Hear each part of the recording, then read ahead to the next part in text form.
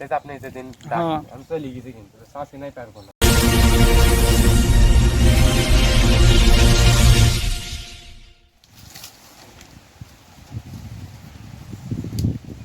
পানির ব্যবসা, তারপরে এই যে সুপারির ব্যবসা। হ্যাঁ ভাই, ব্যবসা সবকিছুই ভালো, কিন্তু ব্যবসার পরে আবার দাম বা মনে করেন ব্যবহার আচার সবকিছুর করে দিতে। এই যে আমি চাষি খুব ভালোবাসি, কিন্তু আমাকে আসলে কারো সুবাই দেনে আমার জন্য খুঁজি যে আমি ছাড়া তার একজন পাইলিও না, মনে করেন যার রিজিক আছে সেই করে।